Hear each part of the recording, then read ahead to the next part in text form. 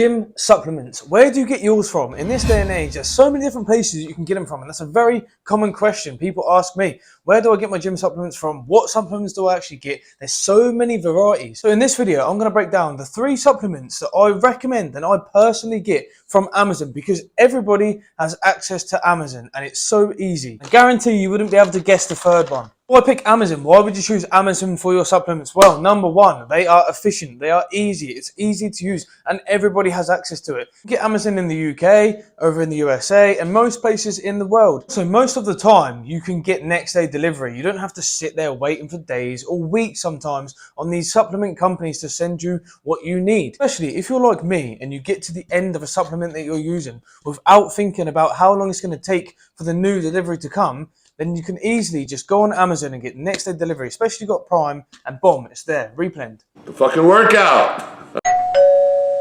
So number one to kick off the list is, boom, creatine. This is the most researched supplement and the most beneficial supplement you can have for the gym and for gains. You go onto Amazon now and you type in creatine, you're going to see a whole heap. You're probably going to see hundreds of different variations, different companies, different flavors, ones with different additives like BCAAs or different things like pre-workouts inside with the creatine, or creatine with hydration. But to be completely honest with you, you don't need any of that other stuff.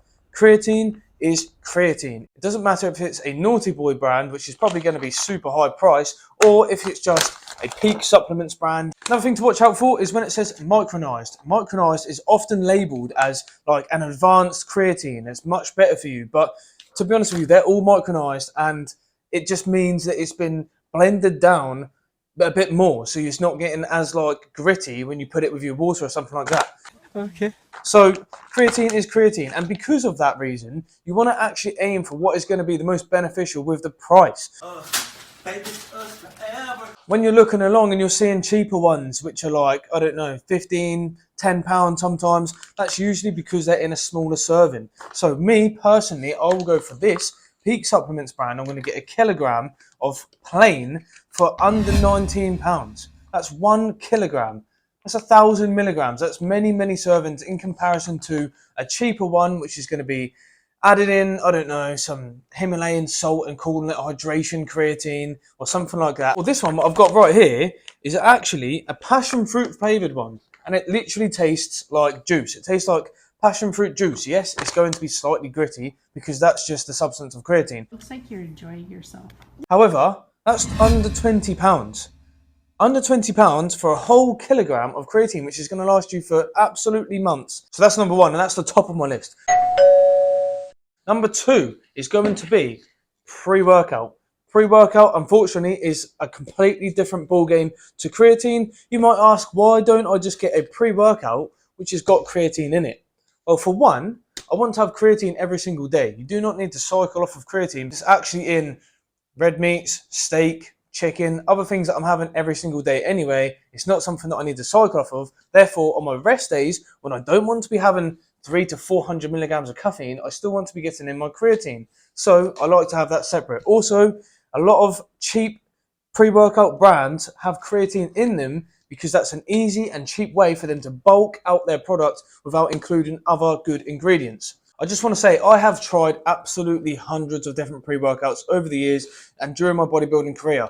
And this is what I've landed on now. I used to be on defib for a long, long time because their stuff is stimulant and it focuses on not having a crash afterwards and not having a big downfall. It's got loads of nootropics, etc., etc. But defib by HR Labs is actually quite expensive. I think it's about £45 normally. And this Perform, which is £35, actually gives me more servings in comparison to the defib. With the defib, for a full whack 2 scoop serving, it's only going to be 20 servings. So this is going to give me 30 servings and it's a £10 cheaper. So it's a lot cheaper than the defib. And I've looked at the ingredients and cross-compared them and they're very, very similar. They're not too far off at all.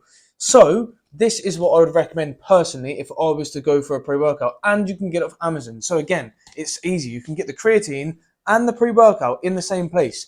It's got things like L-citrulline at the maximum recommended dose, not underdosed. Beta-alanine, again at the maximum, 3,200. It's got taurine, L-tyrosine, caffeine. I can positively say this has good ingredients in it. I've also used the Perform protein powder before, so I know that that's a good brand from that. This would be my second suggestion next to creatine.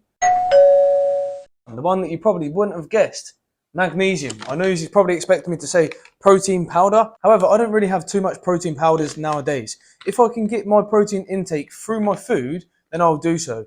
Don't get me wrong, protein powders aren't bad at all, and I still think they've got a good place. If you struggle to hit your protein goal or you want that extra bit of protein, by all means get it. It might even be a fourth place other than the magnesium, but magnesium is going to be next. If you've not seen my recent video, which is about how sleep is super important for muscle growth and recovery, then you should go and watch that, because this plays a part into that. Magnesium is going to help with that recovery because it's going to aid in you having a better night's sleep. And the better sleep, the better recovery, etc. So magnesium is going to help with muscle and nervous system function. Therefore, it's a natural muscle relaxant. If you have really bad DOMs and you go into bed and you're aching slightly, this is going to help you sleep better. With magnesium helping you recover better after a hard gym session, it's then going to reduce the fatigue the following day. So if you're improving your recovery and you're reducing your fatigue, you're going to be less fatigued for your next gym session, maybe even the following day. And then you chuck a little bit of the pre-workout in the mix before the session, and you're making sure that you're loaded up in your creatine stores within your muscles. You're probably going to have a much better session and get far more out of the session into the muscles, and it's just going to be a repeat effect of you having the best session, getting the best recovery, growing the most, and therefore put in the comments now which pre-workout you would actually suggest to people, and what has been your favorite pre-workout for the best sessions possible. Write it in the comments because I really want to know. So there it is. If you are looking to build a stack which is not just going to waste your money on fancy labels, here it is. Do the basics right and I guarantee you'll get results. Until next time, let's make some gains. Boom.